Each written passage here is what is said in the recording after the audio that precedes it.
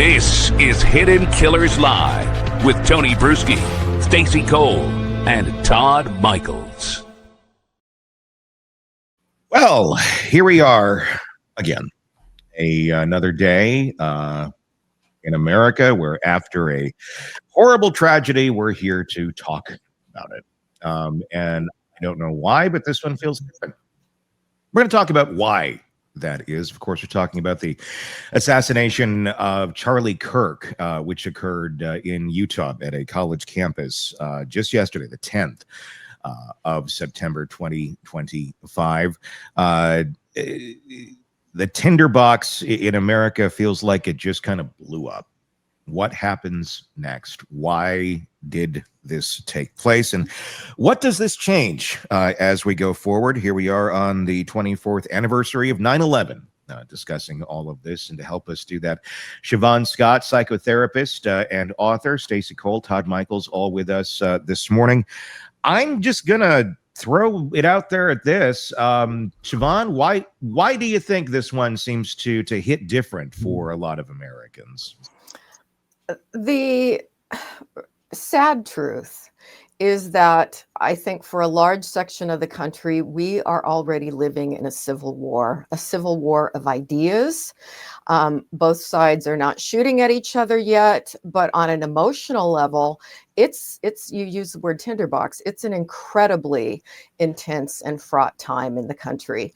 And I think when people have a political leader that they look up to, that person becomes symbolic for everything that they believe in. Mm-hmm. And so an attack on their leader really hits them hard. It's like the general was killed, you know, and I did not follow Charlie Kirk. I tend to personally stay away from people that would go in the extremist category, no matter what side they're on, because I like to just get the facts and then come to my own opinions based on that. But a lot of people were very emotionally invested in his message. And so an attack on him feels like an attack on them and their values. Yeah, this is, I mean, it's, I can't tell you I've ever listened to a full episode of Charlie Kirk. I knew who he was. I recently listened to a Bill Maher interview with him, which I thought was interesting, considering the two are pretty much diametrically opposed on most views. I'm not, I wasn't a Charlie Kirk, fan of his message, but I respected his ability to give his message out there to who he wanted to.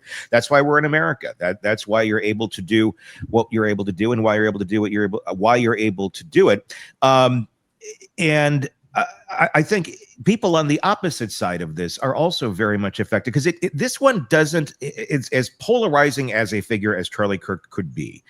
At the end of the day, I think a lot of people, both sides of this, are very shaken up. There was another shooting. There's a high school shooting while this happened. Yeah. But his assassination seems to almost symbolically feel very different.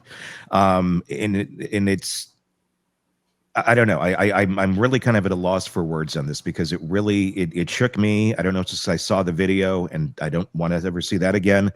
But at the end of the day, he was at a college campus debating people. You know, I mean, this is insane that we're at a place where this is what we have to worry about on a campus, on a public setting, a public forum. I mean, should we have already been worrying about this? Should this have never taken place to begin with? Should they have looked at this in another way? Like, maybe the risks here are too great to do something like this. I don't know. There's so many would have, could have, should have's in this. But at the end of the day, you have a father of two who was brutally murdered. And it goes beyond any of his opinions. It was just completely, I feel like there's a destabilization that has taken place. Has it? Are we about to enter a zone in our country now where we're going to start seeing a lot more political type assassinations?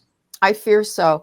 I also think it's been progressive. You know, if we look at the list, a lot of people online have been circulating a list of all the political violence. And I mean, from going way back, we'd say in the last decade, there's been an increasing number of people. Just 3 months ago, the Minnesota, Democrat legislator killed in her home, and her husband and her dog. And the guy had a hit list of 45 other Democratic names. Paul Pelosi attacked and hit his head with a hammer. I mean, this is all stuff. This is not what we're used to in this country. I mean, there have always been the occasional political assassination, but it's been rare. It's not been the norm. And I think we've moved into a time where people are so rigidified and so activated and so angry. And then you throw a little bit of psychopathology in here, and somebody that thinks that they're the virtuous savior. And, it's a very fraught time. I personally avoid crowds. There are a lot of parades or events that I would normally like to go to. I just don't feel it's safe. And to go to a big political rally outside, I think you're taking your life in your hands at this point. Yeah, I mean, I think that's the climate that we're in, where that is just kind of the harsh reality of it. We react to things in this country when they happen very harsh, and then we have very short memories. What do we do about it? I mean, at this point, how many school shootings have we had in the last week? Yeah. I don't know the number, but I can think of at least 3. Yeah. I could be wrong. It could be 2, but there was one in Minnesota. There's one in Denver. I thought there was another one in between. But, we're outraged for a day, and then we go about our business. And when is it going to be enough? Where's the tipping point? Did we just hit it? Did we hit it yesterday? I don't know. What I'm wondering about this, because I think everyone needs to take in society a big collective breath here on every side. This could be a time, it could be, as we're on the 24th anniversary of 9/11, of everybody, like, take politics aside and come together, go, what the hell are we doing? Like nobody wanted this to happen. Now, are there assholes out there on each side going and celebrating this death? Yes. And you should probably, go find a hole and jump in if you're doing that. This is nothing to be celebrated. This is nothing. I don't care what you thought of Charlie Kirk, to be vitriolic about or anything of that nature. This is a human being who is expressing their opinion in a country where we are allowed to do it. And we celebrate it as one of our virtues. And yet we're in an atmosphere where the attitude seems to be, let's shut everyone up who has a different opinion than ours. We can't be there. That doesn't work in a civilized society. And like you said earlier, this differs because it feels like, and we don't know the motivation behind the killer. And I don't even think it matters, but it does feel like it's an attack on an idea on what Charlie, what he stood for, what he believed in, which many people believe in. And they're not horrible human beings. They're fellow Americans with different opinions.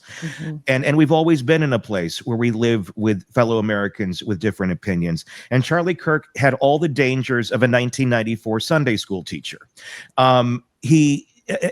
What I found very interesting about all this, everybody that I was talking to yesterday, the comments that I read, I heard so many people say, yeah, but he said this. Yeah, but he said that. And you know what? He has a right to say those things in this country. But give me a second. The reality is, when I looked up, 90% of the things that people are spewing to each other, going, he said this, he said that, he never said. There's so many, there's so much of this, let's jump on the bandwagon, and because he represents this or his view is over here and that, somebody's going to say, well, he says this. Well, did you hear he said that? And it's telephone, and it goes and it goes. Did anyone ever hear him say half of these things? And you look it up, it's like he's never actually said this. That's a really good point. Now, there's plenty of shit, I'm sure he said every side has their shit that they say. And some can view this as dangerous or that as dangerous. But I found it very interesting that most of the big points that I saw people throwing around there online of, well, he said this, never fucking happened. Never said aloud. But people would assign those things to him, and then they believed it. And then they sat behind it, and then they repeated it over and over. And then people grew more hate for somebody based on things that aren't even real. And I'm not trying to stick up for the views of Charlie Kirk. I'm trying to be a voice of reason here of people. They don't vet anything, and they don't care about facts. They want to go with a narrative that makes them feel good and makes them feel most grounded in whatever they feel safe with, whether it's real or not. Can you speak to that at all on why this is happening? 100%. It's an area of absolute fascination to me. You know, culture traditionally involved the people around us, right? And culture teaches us what reality is, who our people are, who our enemies are, and who deserves to be killed, right? And culture has moved online, and that has changed everything, because what gets clicks online, what gets attention, what causes people to tune in to the stations that they choose to watch? It's emotion. It's amygdala reaction. And the amygdala is that emotional center of the brain where we get fight, flight, freeze. And outrage keeps people watching. It keeps people tuned in. It keeps people frightened and angry. And since culture has moved online, we've seen this increase in polarization and extremism. And people have started to become so enraged, they become addicted to the rage. And when you're that angry, you can justify all sorts of horrible behavior. And so I think that's been the big shift with extremism. I talk about that quite a bit in my book, The Minds of Mass Killers. I have a whole chapter on extremism and the psychology of that.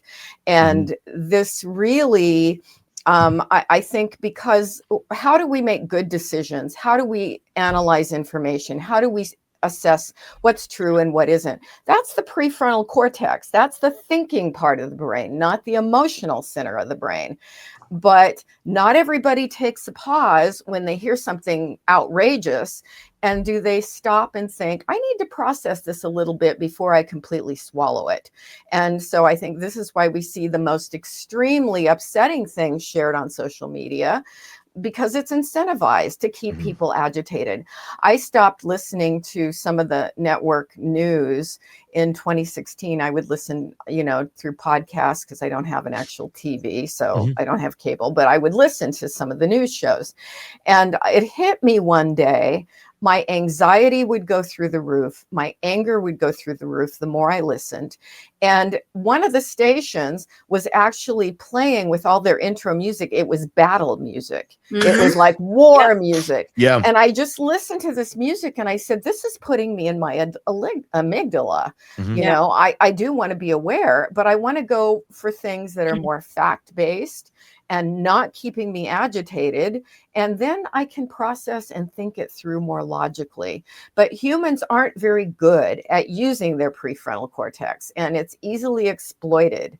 And I think this is part of the culture wars that we're seeing, the chaos that we're seeing that plays out from school districts to local governments to, the kinds of political violence that we're seeing, and now assassinations. And it's a big thing. And when we look at it in the big picture, it's like, how do we dial this back a bit?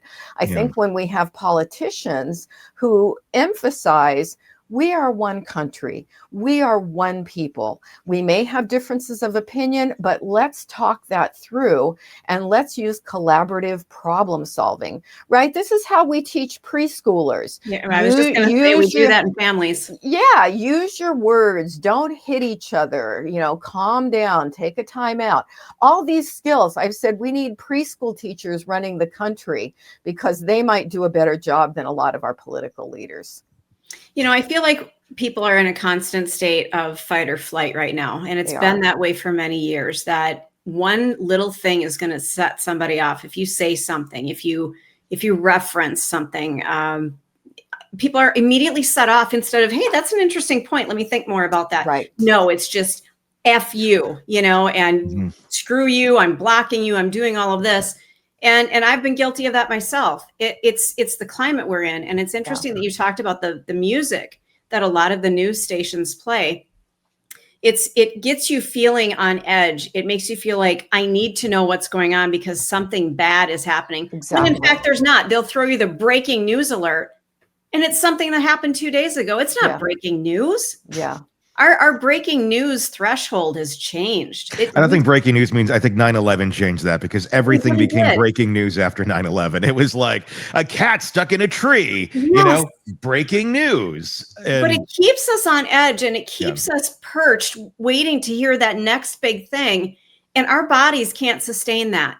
Your cortisol levels are through the roof. Everybody is just so on edge that if you're ready to crack, you're this close to doing it. 100%. You nailed it. That's absolutely exactly what happens. Everybody's on edge, and some people never calm down. I spend a lot of my workday now with people who just are agitated about politics, and they want to use their whole hour just to vent, and they're outraged and they're terrified.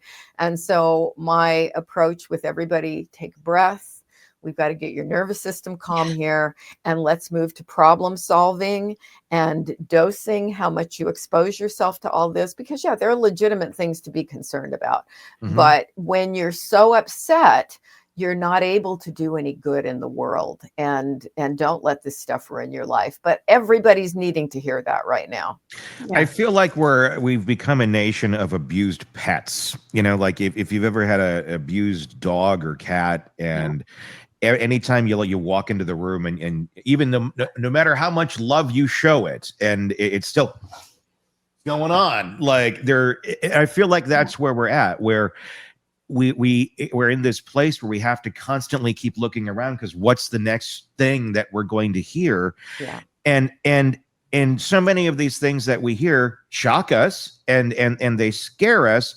But at the end of the day, in our own lives, in our own homes, how much of it actually affects us? Like, if you turned the television off and you didn't consume all of this, and 2 weeks later you turned it back on, I'm curious, like, how you would feel in those 2 weeks of not consuming anything. And did any of it affect you? Did the outside world, the tree falling in the forest, I'm sure it made a noise. It didn't hit your house. It didn't affect you directly. And it's not to say don't have empathy for people that other decisions are affecting. But at the end of the day, we also can't be the saviors of everything to everybody. We have to help those in our immediate control and in our immediate path. If we all could focus on that a little bit more, instead of being the social justice warriors for the planet, or for large swaths of things that we have absolutely no control over, we might be a little healthier. I said a lot of this with the political climate and things like that as they were happening. I think I even said it to you, Stacey, when all this. I said, look, if you didn't watch anything for the next 4 years, I bet you'd be a lot happier person. And at the end of those 4 years, would you have rather spent 4 years worrying uncontrollably about things that you have zero control over? Or would you rather have spent those 4 years just enjoying life, doing what you love to do, and further pursuing your interests and passions and helping people and all of that? And I think if we can take a collective breath at that, I think we'd be a bit of a happier society if we could hone ourselves in a little bit more for the reality of reality's terms that we all live with around us. Beautifully said. Yeah, to that point, my life situation changed dramatically about 2 months ago, and I'm living in a different situation. I have 2 TVs in my apartment. I used to live in a home. Not like a institutionalized home, but a house. And everybody's like, yeah, we know. But I don't have the TV on. I spend a lot of time here at my desk. I'm usually out of my apartment doing some other things. And I haven't watched TV in probably, I want to say 4 weeks. Like, I have not sat down and turned on the TV. I haven't watched any news. I do once in a great while look at the Associated Press. top headlines, that Yeah. kind of thing. I've turned off all of my news alerts. And I go to bed with Schitt's Creek playing in the background. And I set my timer for 30 minutes. And that's what I fall asleep to every night. And my level of anxiety has absolutely dropped. It probably for other reasons as well. But I don't wake up anxious. I don't feel like, oh God, what did I miss? What did I miss? Mm-hmm. You know what? The sun came out. The birds are chirping. I'm good. Yeah.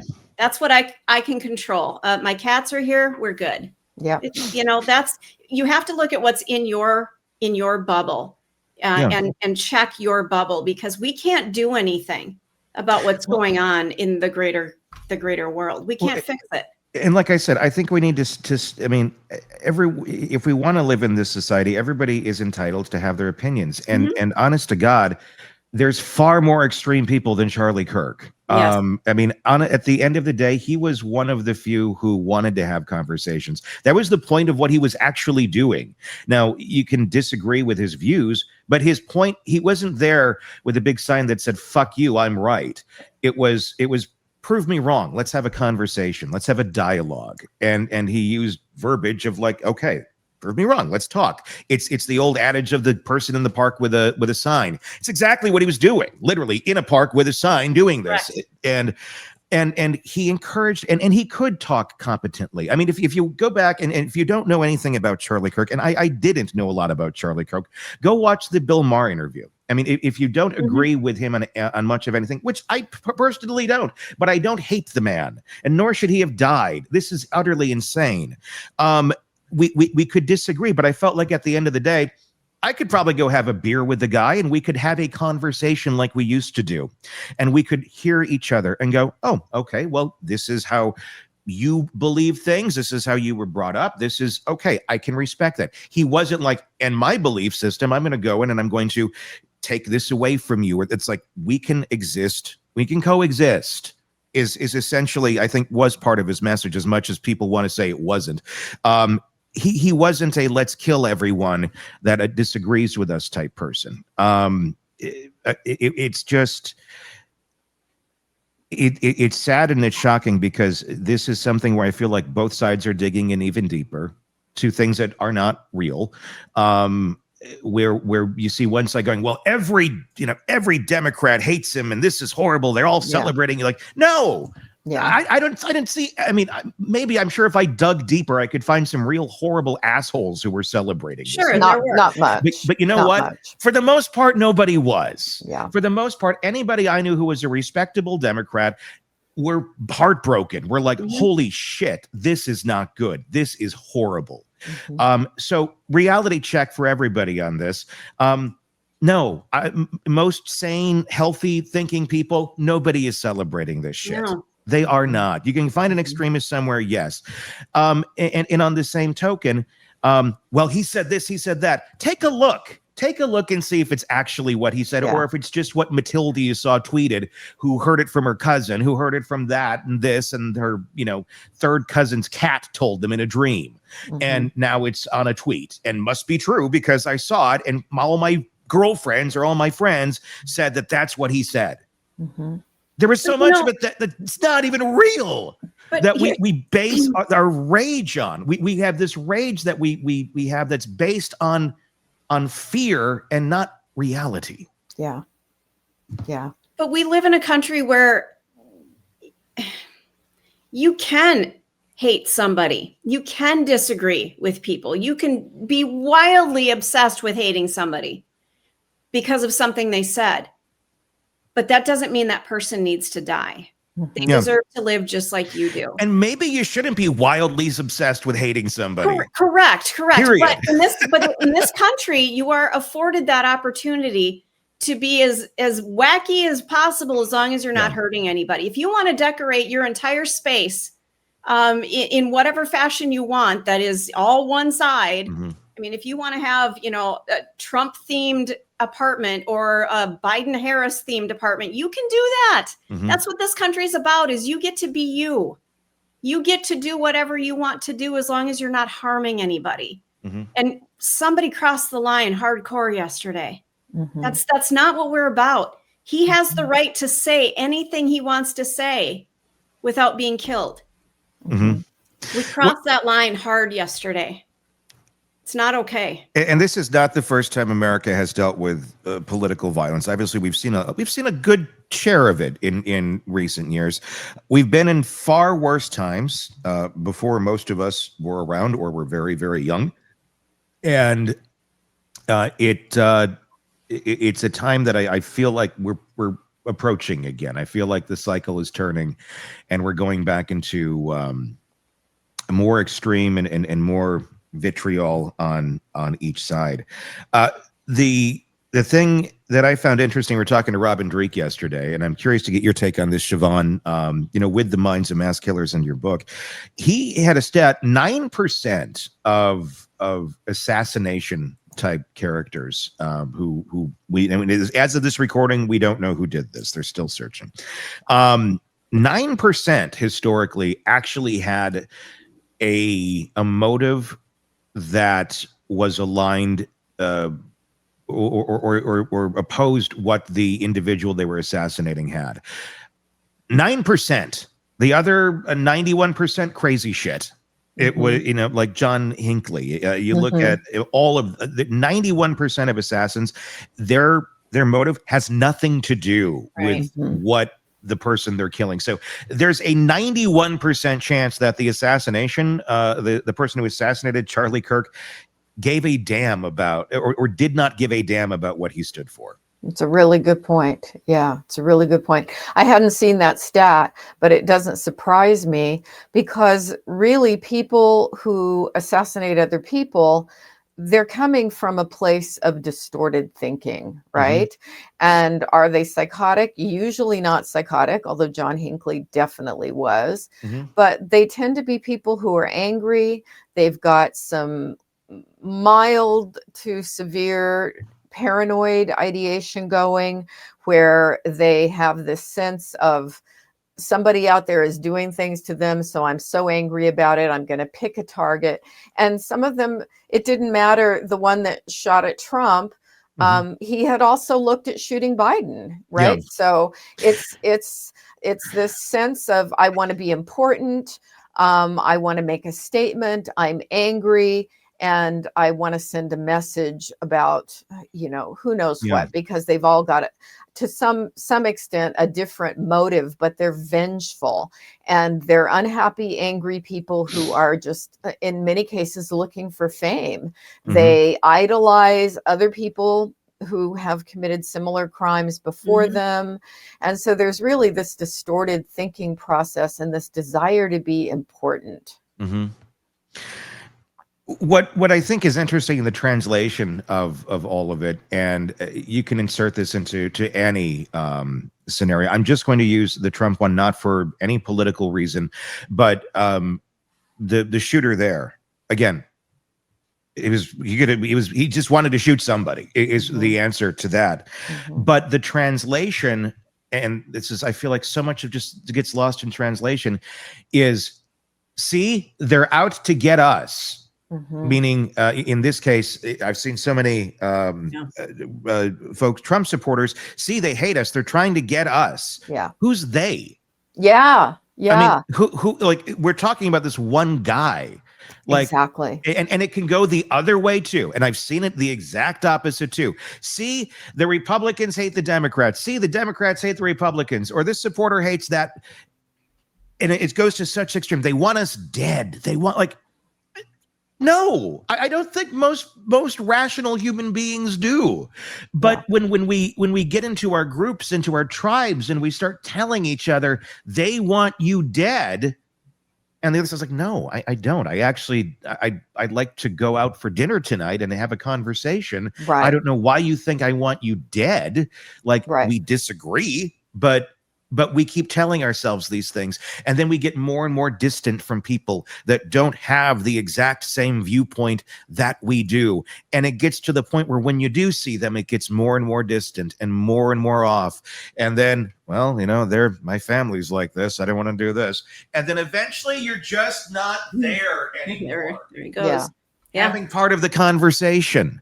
And you're over in your corner freaking out because the cacophony of voices that are telling you what to believe. You are just consuming it, going, well, these people, they agree with me. They're telling me this is so dangerous and so scary, and all these people, they feel this way and they hate me this much. And then you realize, if you were to come back to that table, no, they actually just want you to pass the fucking gravy. Yeah. Yeah. You hit on something that I think is critically important.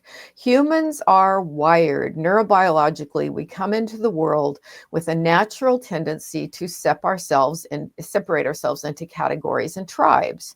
And I call it the us-them process. I'm not the originator of that term. We'll credit neuroscientist Robert Sapolsky of Stanford, who I think is the most brilliant person in the world in talking about human behavior.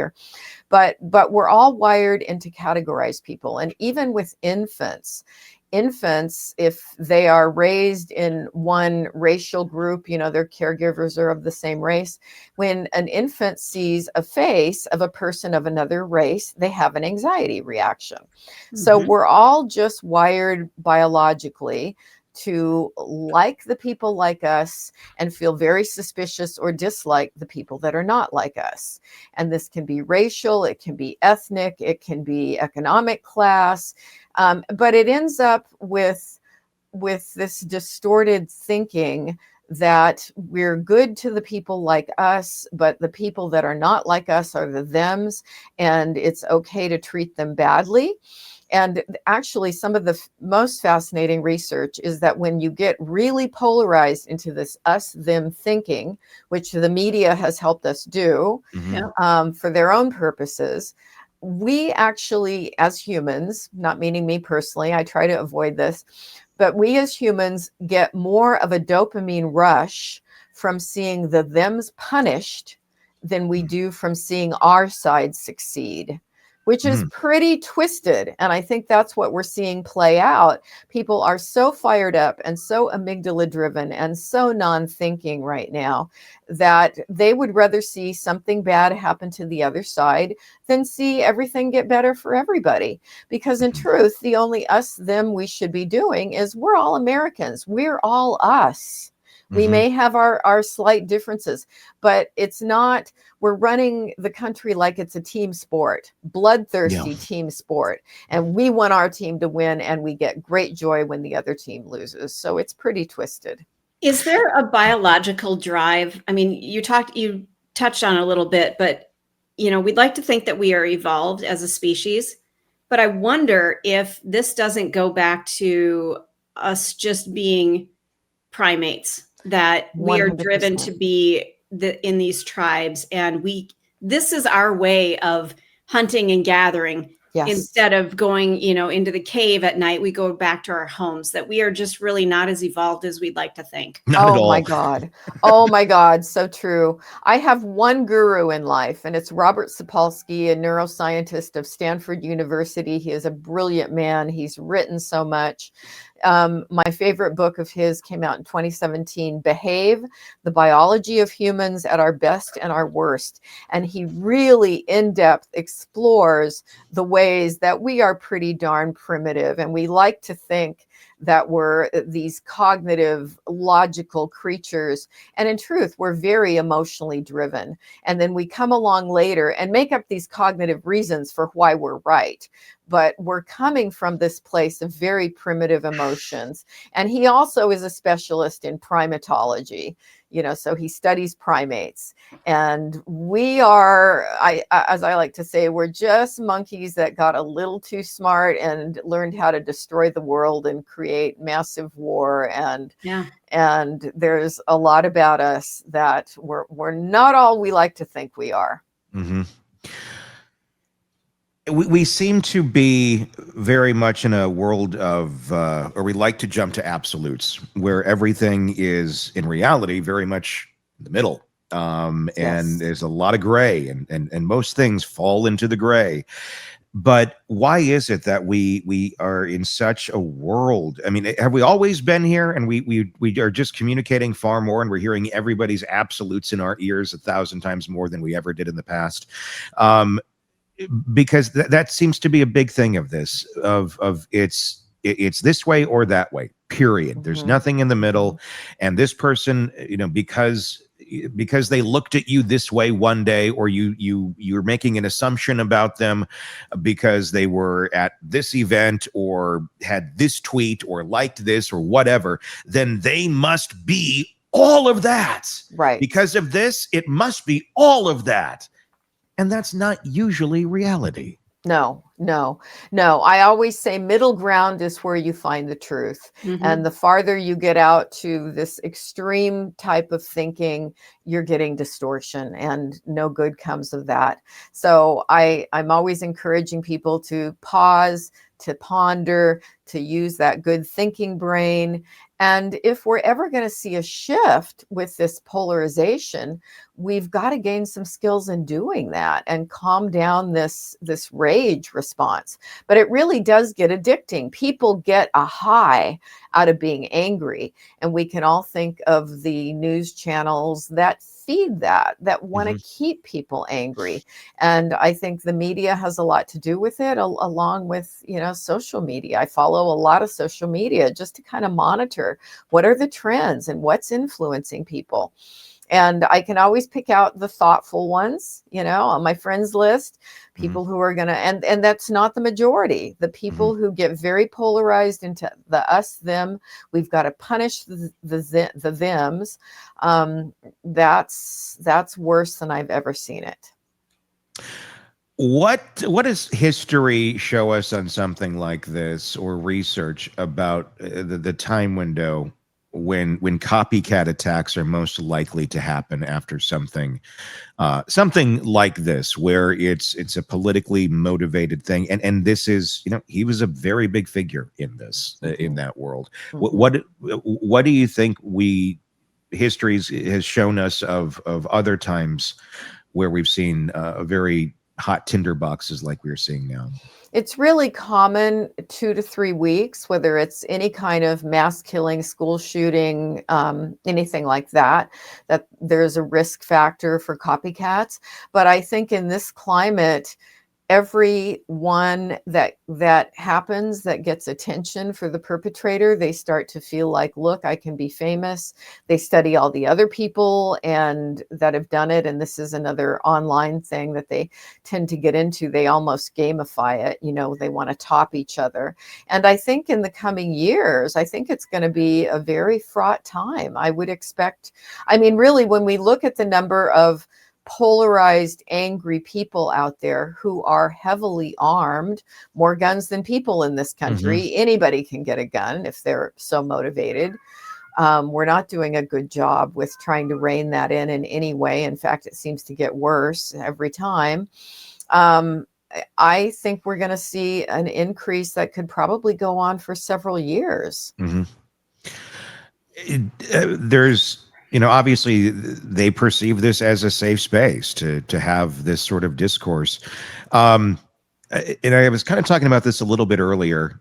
Was that, and I'm not, not vilifying anybody who said, let's have this out there at this setting. In a perfect world, you'd think you could, but we have seen violence like this many a time. Somebody in a tall building shooting down at people. Look at the Las Vegas shooting all those years ago. Yeah. I think about that every time I go to an event that has tall buildings around it. I'm going to one tonight, and every time I'm at this venue, I'm always like, there's a lot of tall buildings here. I wonder if anybody's checking those. And I'm guessing the answer is probably no. It's like, no. It'll be fine. And it's like, well, then something happens, and then like, well, what we should do that again. But that's how we forget, where it's like horrible things happen. It takes just a little extra time to maybe do this or that, or just don't have things in spaces that are going to be presenting as an opportunity for really horrible people. It sucks that we're in a place where we got to do that, but I feel like maybe we're going to need to do a bit more of that. There's how does the erosion of perceived safe spaces, feed into the collective anxiety and polarization that we're seeing? It's huge. It's huge.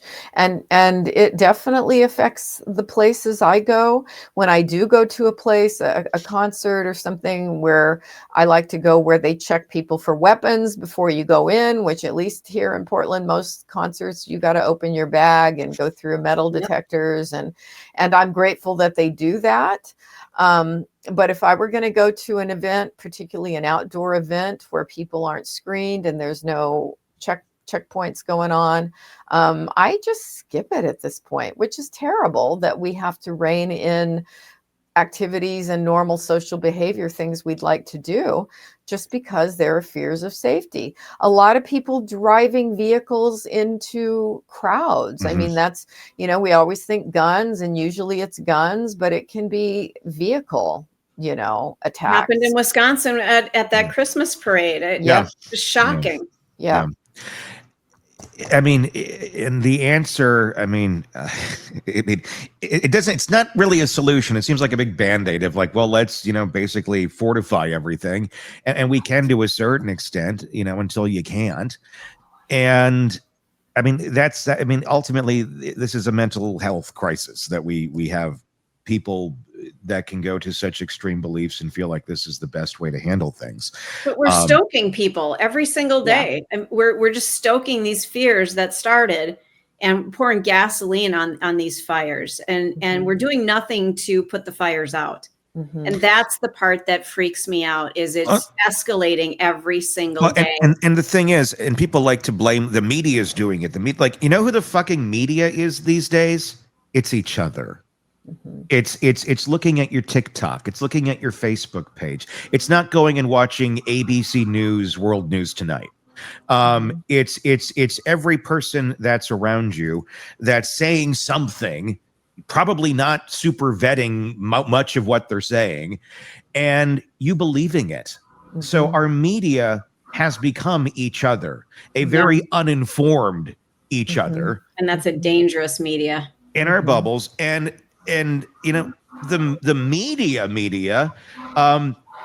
they used to vet things a little bit. I mean, there is still vetting that goes on in media, believe it or not. And I know, like, there's certain places that are certainly slanted this way and that, without a doubt. But it's like, let's find the villain here. It's the media. No, it's each other. At the end of the day, it is each other. It is not the media. It's each other, because each other is the media. Social media, the social, that's us. That's all of us collectively. Not us with a podcast, but like everybody. Yeah, I think the idea of everybody taking personal responsibility for being part of a solution rather than feeding the problem and trying to be collaborative, because bottom line, the government should be about solving problems for the populace, making the country work well, making sure that people's needs are met. My gosh, can we do something about the healthcare crisis? Can we do something about violent crime, about the mental illness on the streets, among the street people? That's where we should be focusing from a problem-solving perspective.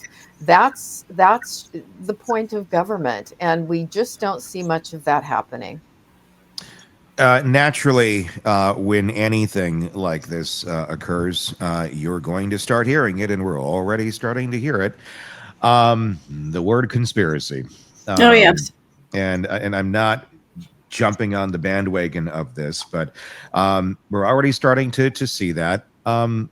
Let's talk a little bit about that in a 10,000-foot overview when it comes to major events like this that seem to change history in some way, shape, or form.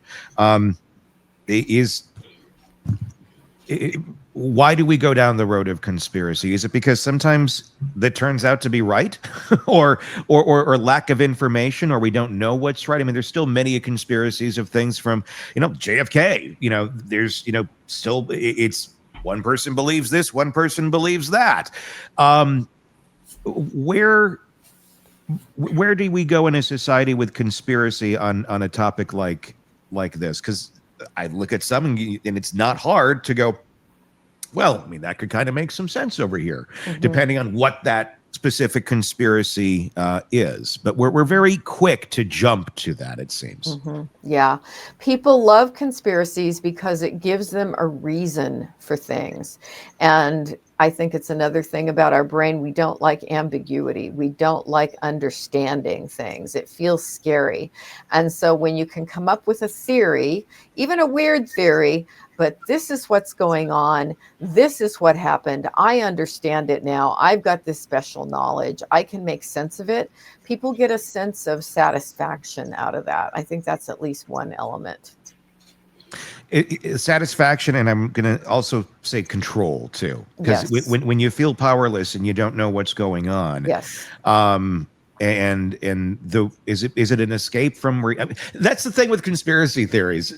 Sometimes it's an escapism to a certain extent, if it's not real, but sometimes the idea of the conspiracy being carried out to the level to which a conspiracy would need to be carried out is far scarier than the actual act of what took place in many situations. And I think the other element of that is people enjoy on some perverse level. I mean, why do people still believe that Bigfoot exists and that they're in danger of Bigfoot when they go out on a camping trip? I mean, people sort of like being scared sometimes. Yeah.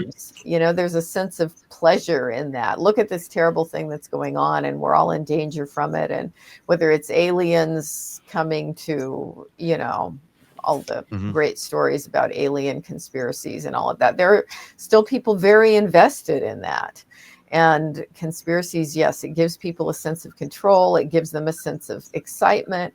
And then sometimes this sense of a little self-esteem boost of, I know the truth and everybody else doesn't, but I've got it. And so I'm special. Do we just need hobbies? Do we need something else to focus on instead of focusing on, you know, all of these weird tribes that we've all gotten to be part of? Do we need to go join a biking group? Do we need what do we need to do? Because hell yes. Take jujitsu. Take jujitsu.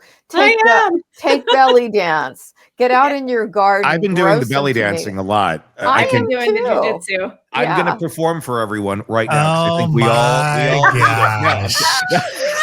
Do it, Tony. I'll go get some dollar bills. I'm doing belly dancing, but I want to move to jujitsu with Stacy. I think that would be very good therapy. Hey, let me tell you, you can meet some hot guys there too. Well, there you go. Yeah.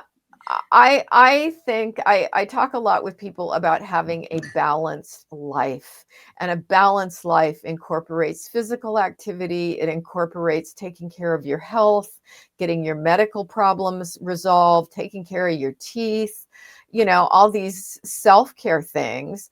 And that takes a lot of time. The older we get, you know, just staying alive and healthy takes time. And people neglect that. They go downhill. Their thyroid level, we've been talking about thyroid this week, their thyroid levels can get off and they don't feel their best. And then social activities, we need to be with people who make us laugh. Yeah. We need to find joy.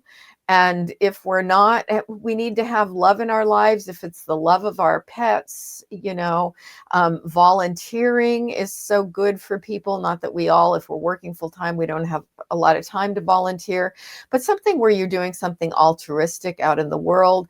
And when you've got all these different activities that are healthy, that are positive, that are supporting your life, you feel better, you do better, you're thinking clearly. And then if you want to make a difference in the world and the political system in some way, you're in a much better headspace for doing it in a healthy, collaborative, problem-solving way and getting out of that amygdala rage reaction. I think there's a lot of, I'm going to say almost like a feeling of hopelessness. A lot of people share in things like this and events when things like this happen.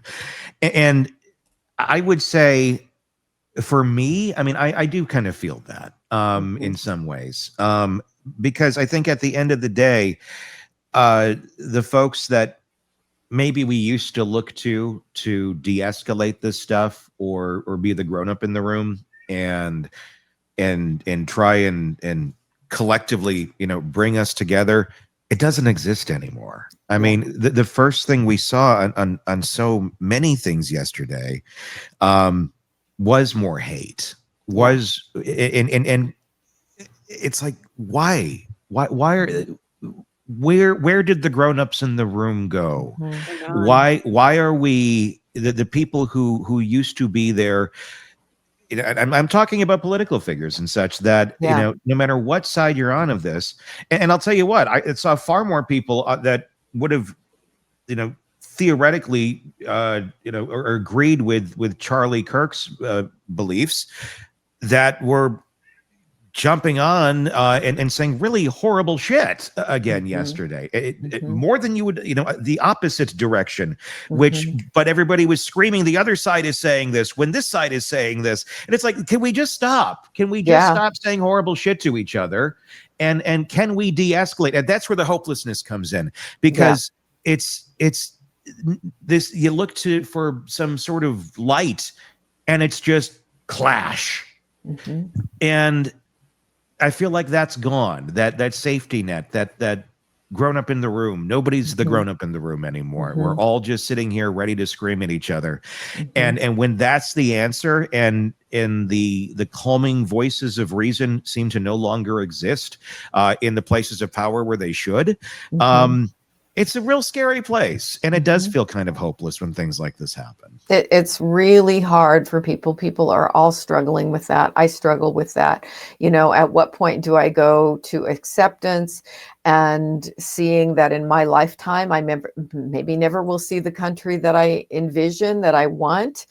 And that's a sad thing. So I think there's a lot of grief going on for people, a lot of depression, a lot of anxiety. And when I go to medical appointments now, and, you know, it's a dentist recently who wanted to know what I do for a living. I said, oh, I'm a therapist.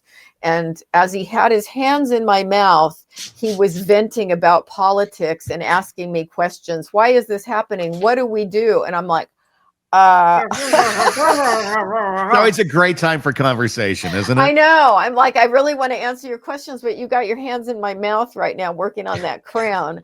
And so it's leaking out everywhere, the hopelessness, the frustration, the anger. And I think when we get to vote again, if we have another election, that's what we all really need to look for in politicians. Who can turn the heat down and who can embrace everybody in the country and see that we are one people, that we've got social problems in this nation, and the role of the government is to help problem solve. You know, let's focus on healthcare in a productive way, not in a battle, not in an us versus them, but realistically, folks, can we come together and think like adults and serve the country, serve the people that we work for? And that includes all the people, not just our team.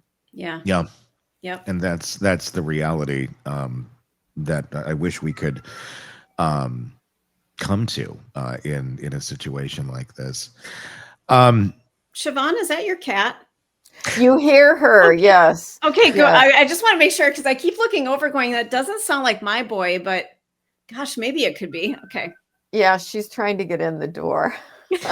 Obviously, someone who's going to go out and do something like this, their problem-solving skills aren't the greatest. No. I would say and problem-solving skills, again, our way of thinking in absolutes, our problem-solving skills, they're not good. What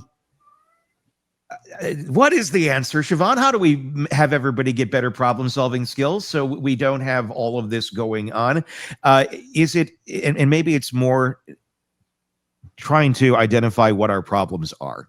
And identifying what are our real immediate problems directly in front of us that we can control and that we can, you know, be a part of. I mean, it kind of goes back to like the serenity prayer to a certain extent, of, you know, just, you know, having the knowledge to be in control what we can control. Is it we're trying to control too much in our brains, and we're getting too much things being shot at us every which way, shape, and form? Pardon the pun, I didn't mean to say that, the word shot, but is it there's just too much coming at us in too many directions that we were overwhelmed, and that's why so many folks don't have good problem solving skills. Yeah, I think doing exactly what we're trying to do today, which is encouraging people to pause, take a breath, think, look at the media they're consuming, analyze, how is this really affecting my mood? Is this helping anything? Or am I just becoming part of the problem, part of that us-them battle? And I think that I try to work on teaching people about their brain, using their thinking brain. You know, I feel like I'm playing preschool a lot of the time, preschool teacher, with just trying to explain things to people. And when I see people really agitated, you know, writing in some fashion, if it's on Facebook or Instagram or whatever, it's like, you know, let's try to get out of that us them. We're all Americans. We're all in this together, and we're not enemies. We don't have to look at it that way. And so that's one of my goals. One of the reasons I do social media, yes, I like to keep people laughing with strange humor and memes, because I think laughter helps de-escalate that anger. So there really is a strategy behind that.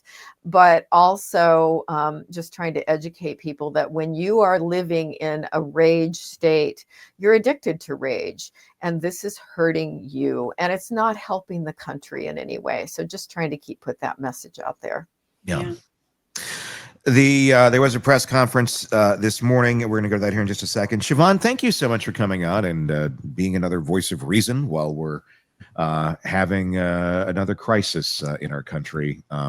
You know, that doesn't need to have happened here on another 9/11 24th anniversary. Thank you again so much. Of course, her book, if you want to read it, The Minds of Mass Killers, very fascinating read.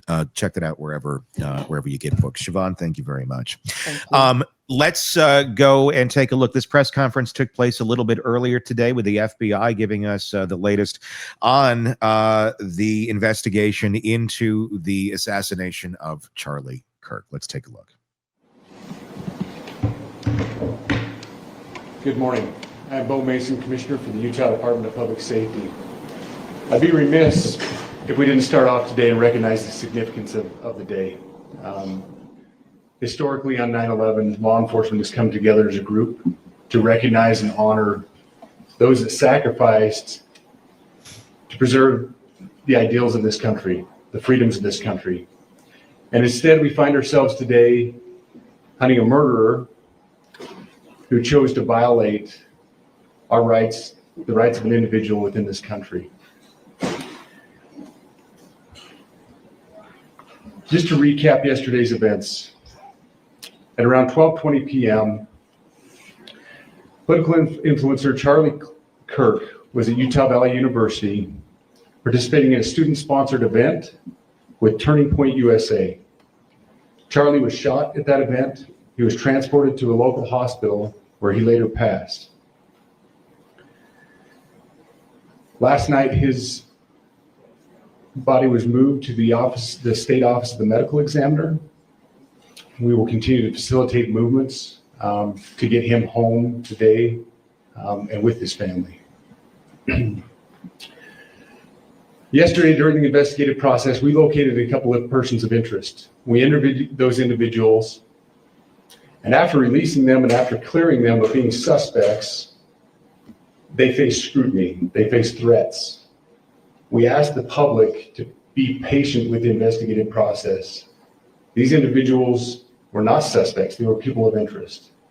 We ask that you do not impose into those people and that investigative process.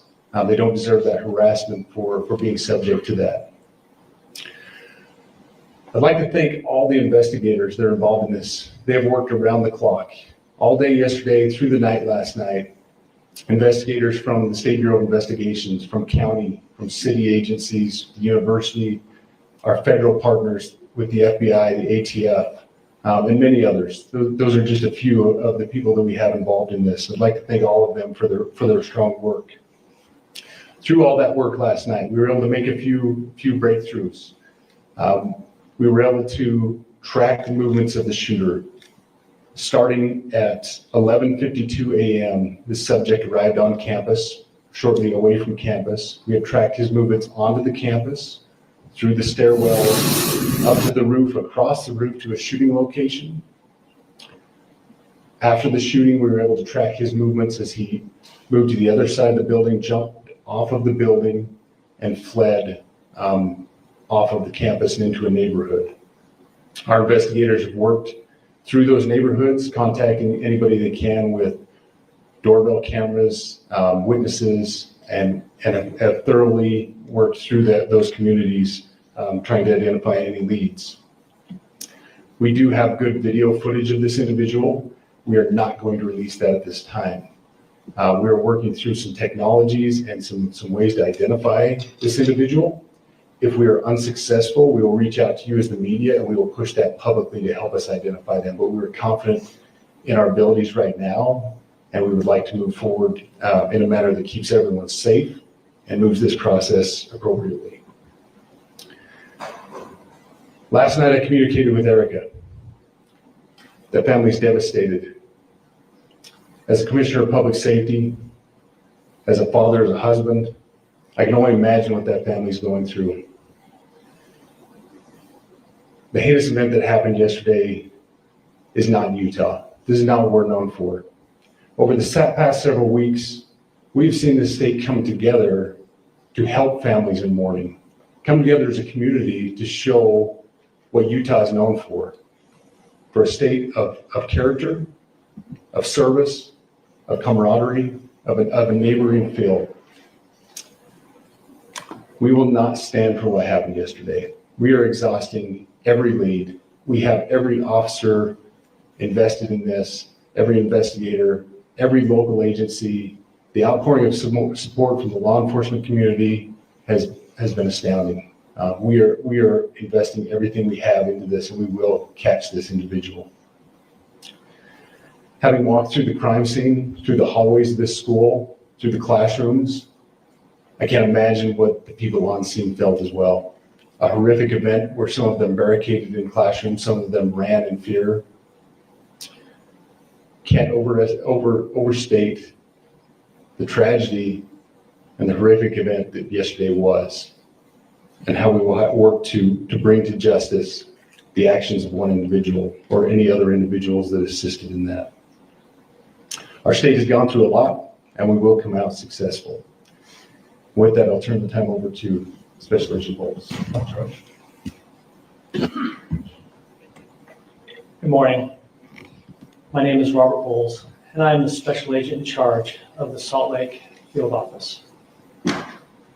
Following yesterday's tragic shooting of Charlie Kirk, FBI agents have been working around the clock in coordination with our law enforcement partners.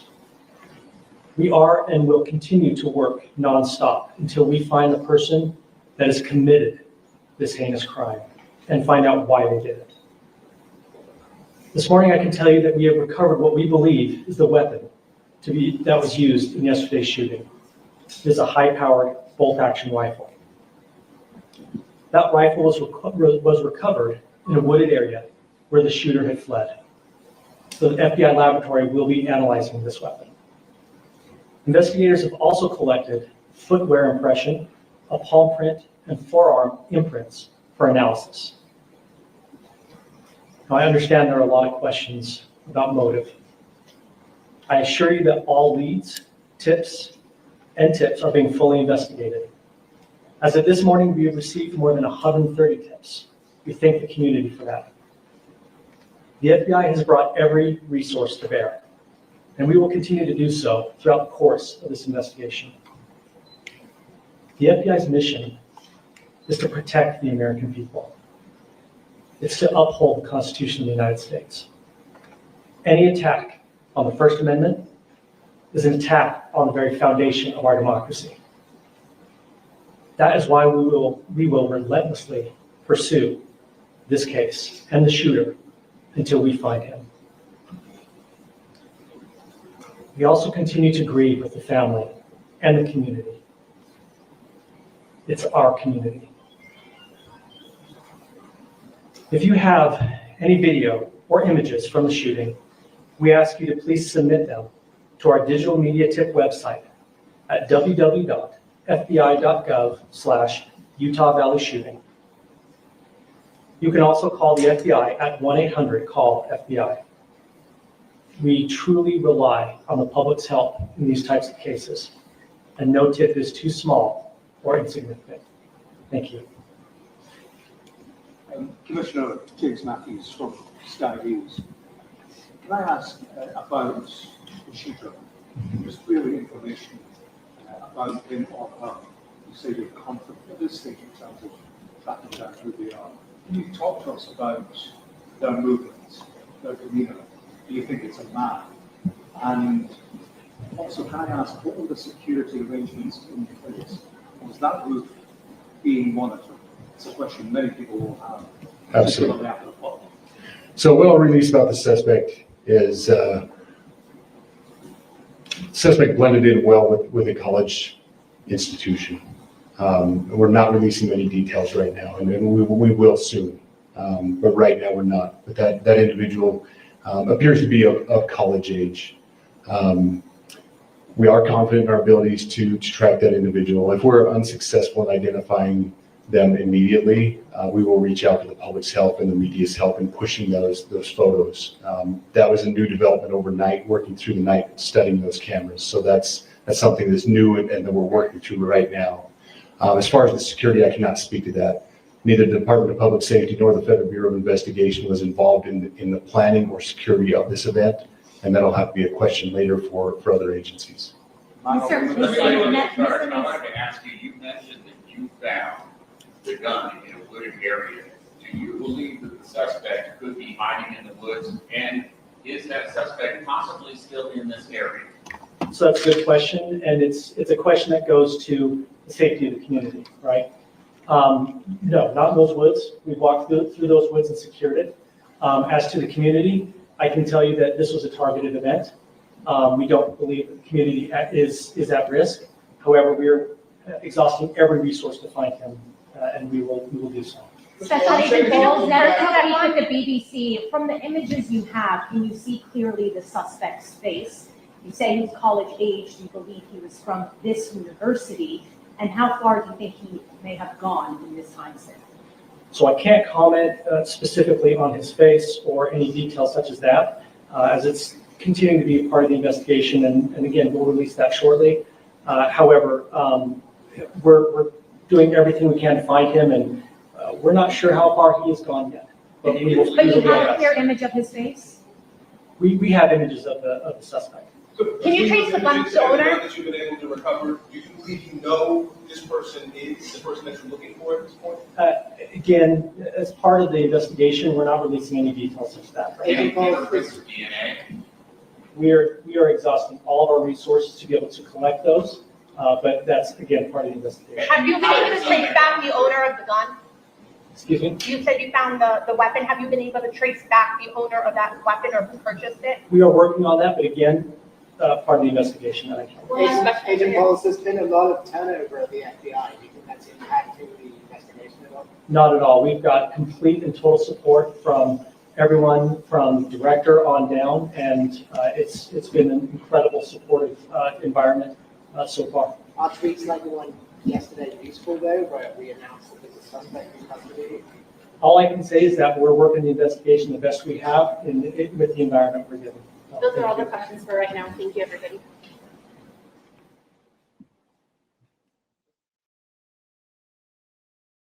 Earlier today, in regards to the assassination of Charlie Kirk, the FBI has now released an image of the suspect that they believe is involved in the shooting. He does, in fact, appear to be of college age, which they were alluding to in that press conference right there.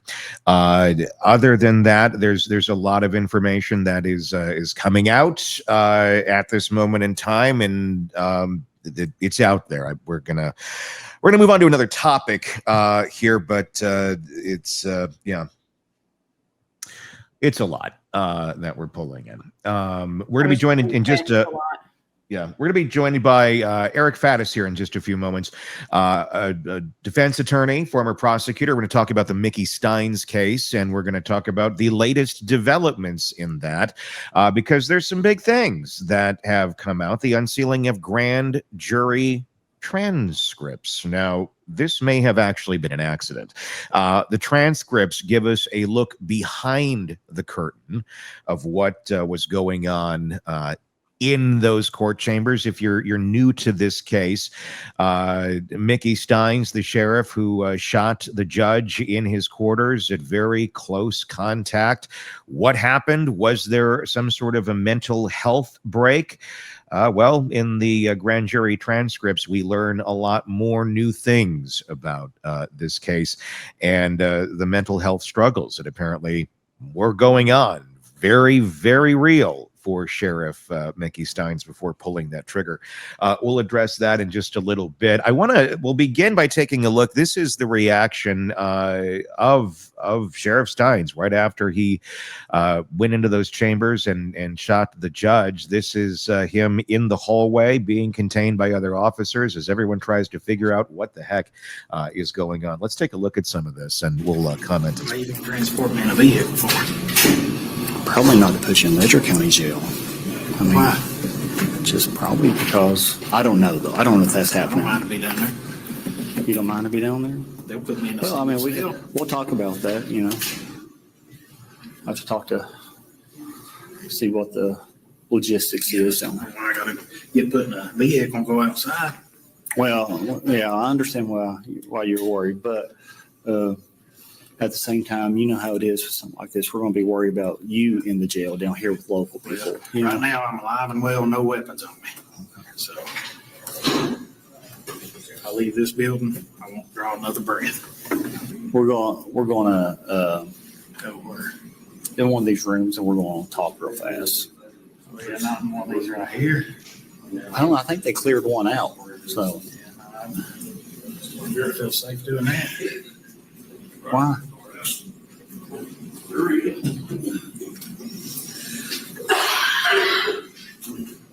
I ain't gonna let nothing happen. Okay, I ain't gonna let nothing happen to you. So don't worry about that. I'll stick with you until you go to your cell. Okay, you'll be all right. I promise you. Yeah, I know better, man. What?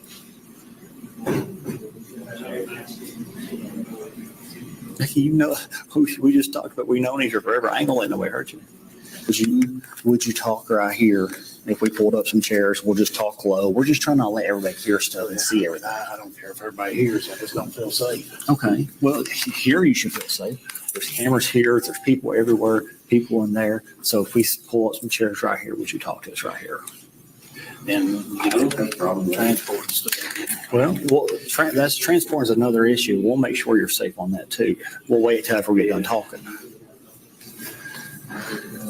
I ain't trying to be difficult, guys, but I don't feel safe. So we got to know what led to this, Mickey. What transpired leading up to this? Because I know it just didn't happen for no reason. Something's happened. Everything has a reason why it happened and why somebody acts the way they do. Just be fair to me. We'll be fair to you. Just don't beat on me. I ain't gonna beat on you. Nobody else is gonna beat on you. You know that. Don't shoot me. Somebody don't kill me, man. Nobody's gonna shoot you. Nobody's gonna kill you. Don't do that. Don't shoot me. Kill me and stuff. So what? Tell me about what was going on earlier today. What was you doing earlier today? Tell me about your day. It was fine. Good day. Normal stuff. Office stuff. Why was you over here at the courthouse? Just was you have to come over here, drop off some papers? So you come over here to talk to somebody Even court. Come over here all the time. for court? Yeah. Okay. All the time. Just come over. We had lunch together at Street Side. Who did? Several people. Who all had lunch?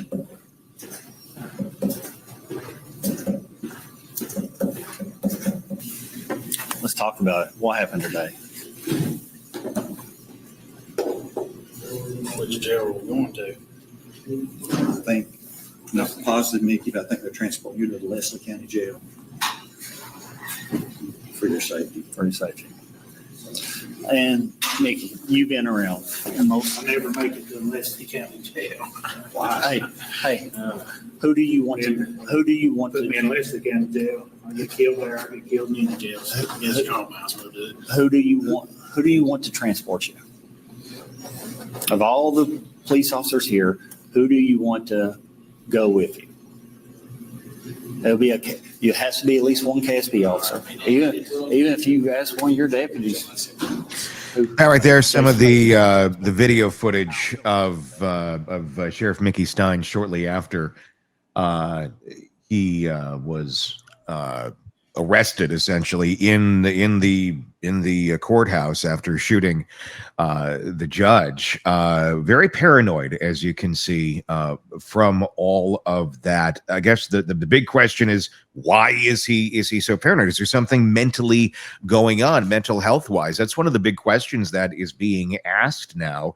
And what we've learned through some of the grand jury transcripts, the transcripts give us a look behind the curtain, how prosecutors have framed this case, what questions jurors asked, and what evidence they did not get. Jurors specifically asked for more medical records, but according to defense filings, they were only read a small excerpt from the doctor's visit the day before the shooting.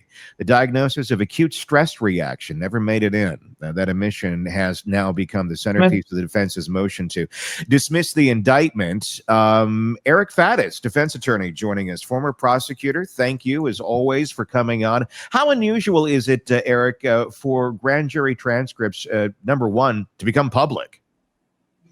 Tony, this is super rare. I mean, we look at the Epstein case, right? And the Department of Justice, that the highest law enforcement entity in the land, requested that those grand jury transcripts be unsealed and released. The court said, no way. So it's very rare. Here, it's my understanding that the defense wanted these transcripts in part to show what was not presented to this grand jury. And absent the unsealing of that, neither we nor the defense would even know about it. And it seems a little dangerous here because the jurors in the grand jury, it's a very different type of structure. In case folks don't quite understand, it's not like, a regular trial where you have a jury seated like that. A grand jury is a very different kind of inquisition, if you will. But they were asking for more information about the medical records, and they did exist. This adds another layer of weirdness to this whole story of what the hell's going on here. They weren't given the full scope of the medical information that existed for Mickey Stines. Is that a big deal here? I think it illustrates a fundamental problem with the grand jury process in that it is completely controlled by one side, only by the prosecution. The defense doesn't even get to be there. And so, we have the jury requesting additional information from the prosecutor saying, hey, in order for us to make our determination as to whether a charge should be filed, we want to see this other information. We want to see what medically could have been going on with the defendant. They were denied that, which I think just really shows a serious problem in the grand jury process and in how prosecutions sometimes go about these things. Is there ever a justification for withholding something like the mental health diagnosis? I mean, I know they were denied that. I mean, legally, can they be denied that? Or is it just kind of one of those things where the system should work this way, but it doesn't always work that way? And when it doesn't work that way, there's really no accountability for it. That is yet another problem with the grand jury process, is how secret it is and how there is an absence of checks on what the prosecution wants to do.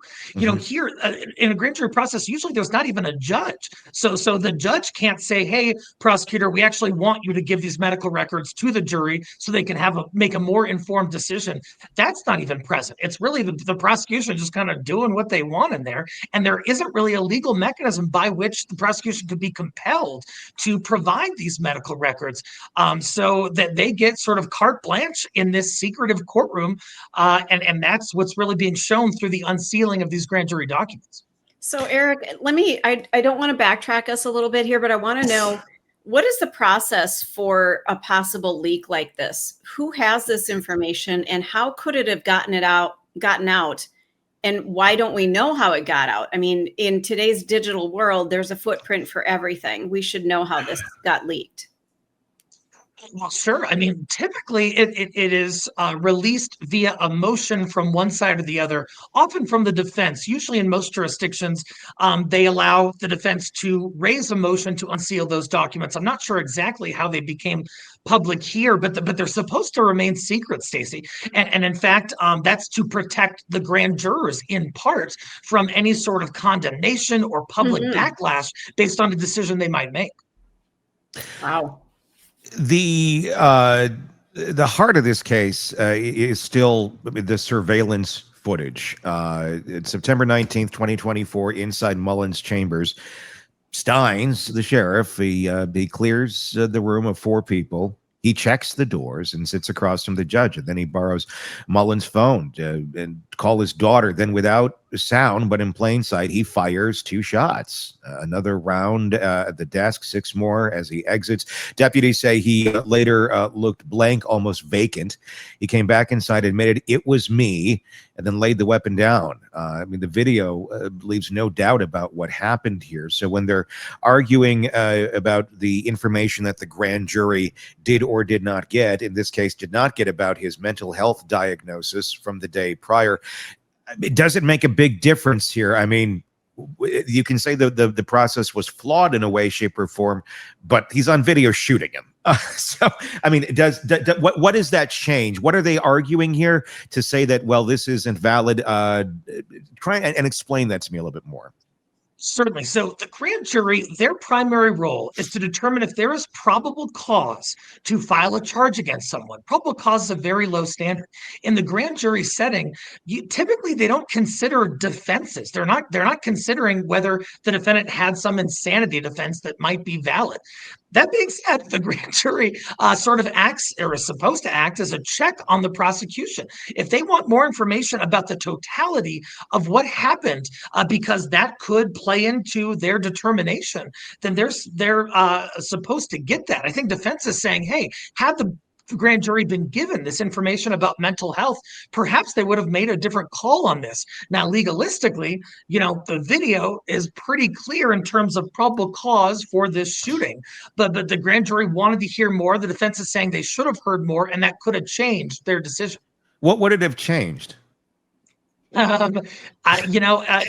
we're talking legalistically here, I'm not sure it would have changed a whole lot, because the grand jury, it's not a full trial, right? It's not their job to consider, hey, what are all the possible defenses? Let me hear from the other side too. Let me make a final conclusion as to what I think happened. That's not what they're in there to do.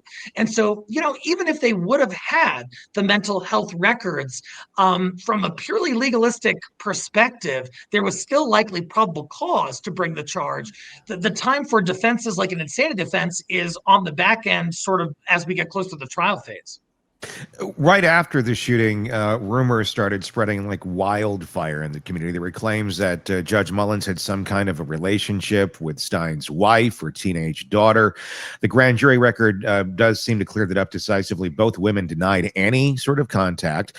Phone records back them up. The only call connecting the judge's phone to the daughter's number was the one Steins actually made himself minutes before the shooting, using Mullins' device. That rumor, though, that could have colored public opinion quite a bit. And I mean, shut down, I guess, under oath. The question, I guess, still remains is why was that number in his phone? But if we can point and look at evidence and go, well, it was there, but it's never been used. It's just there. Who knows? How damaging are community rumors like this when the evidence, it proves it to be false before any sort of trial even took place, but they're out there. Tony, if this would have been the 1920s or the 1950s, we wouldn't be dealing with this issue, because there wouldn't be sort of widespread information that was publicly available. You wouldn't have, people in different states and countries talking about these alleged rumors and that kind of thing. But since the emergence of social media and publicly accessible information, it certainly can play a role. It can play a role perhaps in the future jury pool. This case is going to trial, and that future jury pool, if those folks have heard these rumors, that could color the way that they see the case and could have implications for a fair trial for both sides. They're going to have to move this trial out of this community, I would think. Don't you think? Stacey, there has been, my understanding is that there may have even already been a motion to change venue, because it is such a close, tight-knit community. Everybody and knows everybody, and they're all talking and that kind of thing. And so it wouldn't surprise me if they try to move this case out of that very limited jurisdiction to somewhere else where folks are less personally affected. They have less personal connections to the case and perhaps even some of the parties and witnesses in the case. So it would be a sensible motion to file to change that venue. There's so much in this case that we just don't know about, and there's so many rumors in this case, and so many just horrific accusations in this case, where it makes it what it is, and he speculates. Well, was he pushed to this because of some of those rumors, or because of that information, or are they facts, or are they not facts? So then we just don't know, and what happened after the shooting might be just as important as what happened before. I mean, hours after his arrest, Steins was evaluated at the jail. The intake report, and this is some new information, describes him as actively psychotic, different than, I guess, what we saw in that video that we were just watching. Initially disoriented, combative, paranoid, even pepper sprayed by the staff. Wow. Because and unable to understand his charges off the bat. He was started on, I'm bad at medication names, Risperidone, I believe, and antipsychotic medication is what they gave him. It stands in sharp contrast to what the detective told the grand jury, that Steins had been in the right mind when he killed the judge. I mean, it's a gap. It's now in the defense's strongest weapon, it seems here. How do you, as a defense counsel, how do you leverage something like that in a jail intake report that so clearly contradicts the state's narrative? Oh gosh, I mean, it looks like that might be the most viable defense here is kind of an insanity defense or some kind of mental health mitigator. And the fact that the prosecution really told the jury kind of matter-of-factly, hey, he was fine, he was of sound mind when this happened, don't worry about that. Just sort of goes to show how one-sided that grand jury process can be. So with defense, they're going to get mental health evaluations to try to get an expert to say that the shooter did not know what he was doing and could not ascertain between right and wrong. And so certainly some fodder for defense as we move forward. And if I'm defense, I'm trying to bring up the fact that the prosecution left that out of the grand jury proceedings. I'm not sure if a judge will allow that at trial, but I'd want to show that hypocrisy on behalf of the government. I mean, as a prosecutor, do you try to argue that the psychosis set in after the fact, not before? I think that's a clever avenue to explore, because certainly some horribly traumatic event like shooting somebody you know at your work inside a courthouse who's a judge could have a severe impact on one's psyche. And so if those psychotic issues came to light only after the alleged crime was committed, it would not constitute an insanity defense and may not even be terribly relevant. So if I'm the prosecutor, that's kind of the road I'm going down. Yeah, I mean, the medication, by the way, Tony, that medication is typically used for schizophrenia. They also use it for bipolar disorder. So not sure exactly what. Yeah, they gave him something. I mean, in that heat of the moment of what's going on here. Let's get this guy calm, and so that seems to be it must. And my familiarity with this is that you wouldn't necessarily use it acutely, but maybe that's something you would use if somebody is having a meltdown of some sort, for lack of a better term. It's you could talk to one doctor, one's going to go, yeah, give him that. The other's going to be like, why would you give him that? Exactly. Exactly. So yeah, it may be, it's a long acting injection or tablet. So who knows how they would go about using it, but clearly they felt they needed to. Yeah. Yeah. The defense is they're going to be going with the insanity defense. They're going to argue that Steins wasn't capable of understanding what he was doing. Prosecutors, of course, have pushed back, saying that he knew exactly what he was doing, and they're demanding a second mental health evaluation. Okay. I don't know how that would play in today, after all this, I mean, the evaluation, I think, at the moment of the crime would be the most important. The defense is resisting that, calling it a stalling tactic. It kind of sets up a very high-stake battle here, not whether Steins pulled the trigger, but whether he was legally responsible for this, for the action of what he did. He clearly did pull the trigger, but how tough is that to mount a successful insanity defense in a case where you literally have him pulling the trigger? It is exceedingly difficult. In movies, we see insanity defenses and stuff, and they prevail. But in real life, it is very hard to win on some kind of insanity defense, especially when you have this video. The video is going to be problematic for the defense, obviously, in part because it shows the Sheriff Steins sort of acting in a normal fashion. He's not hysterical. He's not falling over. He's not, accosting somebody. He's sort of going in there in what appears to be a rather composed fashion, and then taking a gun, pointing it at somebody, and shooting them. And so defense is going to have a hard time saying, hey, this guy didn't know what he was doing, when the video kind of details his actions, and one can infer his mental state from that video, perhaps. Yeah. Overlaying the entire case, there's these crazy, disturbing allegations. And I don't want to say they're crazy because it seems a lot of people believe them to be true, but they are allegations of systematic abuse inside the courthouse. A deputy was convicted of raping a woman inside the chambers. Convicted. It's not that's not a rumor. That was an actual conviction. Federal lawsuits claim multiple officials coerced women into sex in exchange for leniency. Some witnesses have even said Judge Mullins was part of that culture. A lot of people claiming that the chambers were like a brothel, basically. Ugh. He's not around to defend himself anymore, obviously. But I mean, these are pretty horrible allegations. Defense filings suggest otherwise, though. Steins, as sheriff, may have been facing deposition questions about all of it. In fact, he was questioned right before this.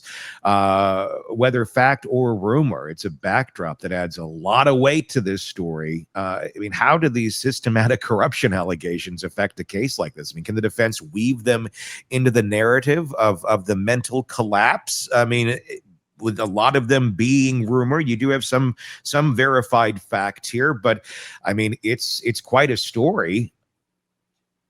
Oh, heck yeah. I mean, it really adds a possible alleged sinister aspect to this entire saga here. If I'm defense, I'm arguing that, hey, this sheriff was by the book. He was a law and order guy. He's an upstanding dude. And he saw this just egregious corruption within the place where he works, the jurisdiction he works, and that drove him to just lose it. He couldn't control himself after that. If I'm the prosecution, what I'm saying is hey, this sheriff, bought into some rumors that are likely not true, at least in terms of how expansive that they've been portrayed, and that was his motive. Actually, he knew what he was doing. He was getting back at this system that he thought was corrupt, and that would show that someone, kind of has knowledge of their conduct and has a conscious objective in terms of what they're doing, which cuts against an insanity defense. So I think you can play both ways. As a prosecutor, do you try to wall that off, or do you risk losing credibility if you act like it doesn't exist and it's just this story off on the side that the defense is telling? I think as a prosecutor, you absolutely try to get it excluded. You say, hey, this has largely not been substantiated. This is a red herring. This is going to distract the jury. It's going to mislead them. The jury's going to focus on something other than whether this defendant shot this judge in the face, And so if I'm the prosecution, that's the argument I'm making. But certainly that could go awry, because if the judge disagrees and the jury sees the prosecution trying to push that to the side and the defense is bringing it to the forefront, that might indicate to the jury that the prosecution is withholding information. They're hiding something. They're hiding something nefarious, and juries don't like that. How deep do you think this whole thing is within the system? Is this something that could go on with just a couple of people, or do you think that the entire department needs to be dealt with here? That people have rumblings, they knew something was up? Yeah, we sort of like to have this perspective in society that, hey, the court system and police, by and large, they're doing their best and they're above board, and all of these, sinister accusations are just sort of rumors and salacious statements. But unfortunately, this corruption does exist. I'm not saying it necessarily has been proven in this jurisdiction, but you look at other jurisdictions where there was a judge, I forget exactly his name, but he was convicted of essentially colluding with juvenile prisons and sending kids to prison when they shouldn't have been sent there I for remember money. that. So these things happen, and as dark and horrible as they may seem, they can be a reality. So if I'm defense, I'm interviewing every single person who might have some knowledge of these salacious accusations. But how difficult is that going to be? Or is it impossible at a certain point? Because you're talking about going into the literal institution that decides what is going to come and go in terms of accountability. They police themselves to a certain extent of what you're Right. going to find out. So how do you get in there? How do you get this information? Because if the allegations are true, this runs deep, and the whole damn thing is corrupt, and there's someone here, there's someone there, there's someone over there, where in that chain of information doesn't want that information to get to you. Tony, there are so many hurdles in finding the truth of what happened here. And one of those hurdles is, you can interview the deputies. They're not going to talk to you. They're not going to give a statement to you if you're a defense counsel. You can try to interview the alleged victims if you can identify them. That's going to be hard. Just identifying, even if you do identify them. My understanding is that some of the folks might have a fear of retaliation. They might say, hey, gosh, in this small community, I don't want to talk about this, sex for leniency corruption scheme that was going on in my courthouse because, one of the deputies is my neighbor over there. And so it's going to be very difficult getting to the bottom of it. Well, and you'd also probably have people who are maybe embarrassed about it if they participated in it and said, okay, I'll do that for leniency. Obviously, they are a victim as well, but at the same point, may not be something that they're exactly proud of, that this happened, and wouldn't want to have that information in the public. Oh, 100%. I mean, especially when we're talking about a small community, because those folks come forward, what incentive do they have to come forward? What do they have to gain? What is their payoff if they were to publicly out themselves as having agreed to sex with some sort of public official or law enforcement agent in exchange for getting a better deal on their case? That doesn't look good for them, and they don't have a lot to gain. And so there's a disincentive for them to come forward, making it even more difficult to learn precisely what happened in this courthouse and in this jurisdiction. Well, you have to run into, Aunt Betty at the deli counter, and she's giving you the side eye like, oh, I know what you did. I mean, these small towns, that's something I learned when I got into radio. I started in small towns. Everybody knows everything. And I came from Minneapolis where nobody knew anything about anybody. So, you walk into a building and, oh my goodness, everybody knows your business. Yeah, it's really intimidating. You don't like getting the side eye when she's dishing up your broccoli salad there. Like, I'll take a little bit more of the raisins in that. That'd be love. Like, I know what you did. It's the whole thing. What comes next here? I mean, as it stands right now, Mickey Stines, he's sitting in custody without bond. Prosecutors say that they got a lot of evidence. The video, forensic witness testimony still being processed. They want more mental health evaluations. Defense wants the indictment dismissed outright. A change of venue may be on the horizon. I mean, what began as this unthinkable crime, the sheriff killing the judge, I mean, it's spiraling into a referendum here on mental illness, corruption, and the credibility of the system itself. However this plays out, it's not just going to decide Stein's fate. It's going to decide how much this community can trust itself and its own courts and the people that they have in there. What's the biggest obstacle right now for the prosecution? For the prosecution, one of the biggest obstacles is certainly the mental health piece, the possible insanity defense. That's likely the road that defense is going to go down. And yeah, when you're looking at this, I think everyone was so shocked by the factual allegations. This sheriff who works with this judge, they're buddy. They work in the same courthouse. They're involved in the same cases. And so why in the world would he go in and just shoot this judge dead in his chambers? That gives rise to the speculation, hey, was something going on inside this guy's mind? And that's a pretty intuitive inference for some jurors to draw. And so the prosecution's going to have to undercut that by sort of showing, if they can, that this judge was methodical. They're going to want, the sheriff was methodical. They're going to want to look into what happened, what the sheriff was doing up until this happened, in the days preceding it. Was he, running around the highway naked, or was he doing his job and appeared of sound mind? These are questions the jury's going to want to know. The prosecution's got to look into that. Would it help if you were running around naked in the street? I mean, does that help your defense in any way? Oh, it would certainly help the defense. Yeah, it would be consistent with someone who is insane, who can't really appreciate what they're doing, doesn't have knowledge of what's happening, is not able to ascertain between right and wrong. So if there is sort of that build up in a way that suggests mental health issues, that certainly inures to the benefit of the defense. Stacey, you draw the line between a mental health issue and a free spirit. Well, Stacey, I was just going to ask, you got plans for later today, or what's going on? Yeah, I'm looking at my watch like, come on, you guys, it's a nice day. I got things to do. It's time to go feel that fresh fall breeze. Let's go, baby. Yeah. If you're advising the defense, what's the best path forward right now? The dismissal, insanity plea? I mean, what do you think?